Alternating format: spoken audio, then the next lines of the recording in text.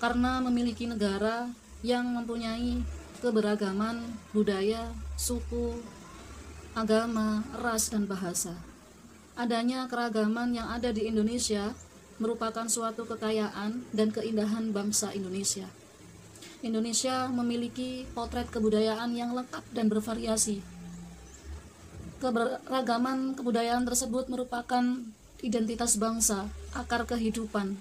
Tidak hanya itu, keragaman kebudayaan menjadi penggerak pembangunan berkelanjutan yang harus kita lestarikan, kita ekspresikan, kita kembangkan, serta kita berdayakan.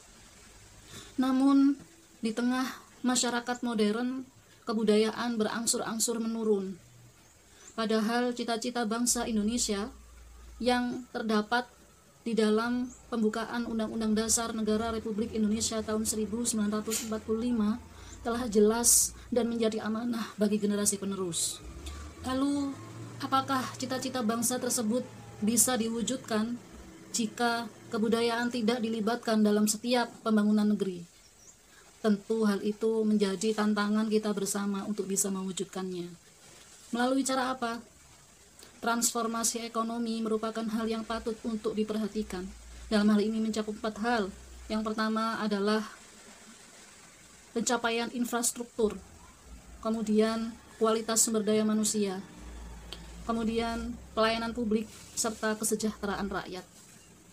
Kualitas sumber daya manusia merupakan hal yang sangat penting dan harus diperhatikan secara khusus dalam konteks pengarus utamaan budaya.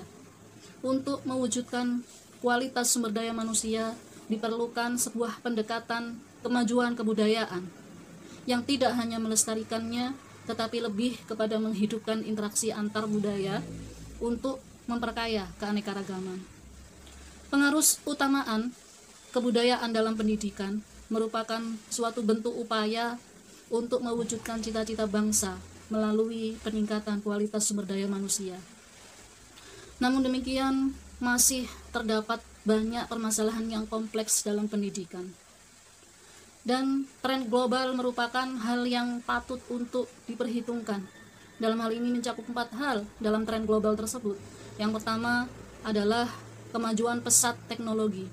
Yang kedua adalah pergeseran sosiokultural. Yang ketiga adalah perubahan lingkungan hidup. Dan yang keempat adalah perbedaan dunia kerja masa depan. Atas pertimbangan adanya tren global tersebut, Kementerian Pendidikan dan Kebudayaan yang sejatinya adalah suatu lembaga yang mengurusi segala hal terkait pendidikan, berkeinginan untuk merangkul segala pihak, semua pihak pemangku pendidikan, diantaranya adalah pendidik, tenaga pendidik, lembaga pendidikan, masyarakat, dan industri, untuk bisa bersama-sama, bersinergi bersama, bergotong royong dalam hal mensukseskan pembangunan negeri. Maka dari itu, dari keinginan tersebut tercetuslah suatu kebijakan, yaitu Merdeka Belajar. Pendidikan seni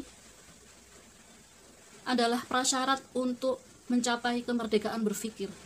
Melalui pendidikan seni yang berbasis proyek, anak-anak bisa menggali seluruh pengetahuannya dari proses berekspresi dan berkarya. Pendidikan seni merupakan medium yang efektif untuk bisa membantu anak dalam mengenali bakat mereka, dimulai melalui minat yang ada dalam diri mereka yang berdasarkan dari suatu kecintaan. Jika kita semua, terutama para pendidik dan pemangku kepentingan dalam pendidikan, bisa menumbuhkan kecintaan mereka, kecintaan anak-anak didik kita, maka segalanya akan menjadi mungkin. Tidak hanya itu, melalui pendidikan seni, anak-anak bisa didorong untuk mencintai kebudayaan yang mereka miliki. Dari kecintaan terhadap budaya yang mereka miliki, maka akan menimbulkan rasa toleransi antar budaya. Dan hal itu juga bisa menjadikan kontribusi mereka di masa depan untuk bisa bersaing di dunia global. Maka dari itu, saya sebagai pendidik mengajak pendidik lainnya agar turut serta bersama-sama bergotong royong untuk bisa mewujudkan Merdeka Belajar ini, diantaranya adalah melalui pendidikan seni. Dari sini, apabila ada kesalahan kata, saya mohon maaf yang sebesar-besarnya. Saya akhiri. Wassalamualaikum warahmatullahi wabarakatuh.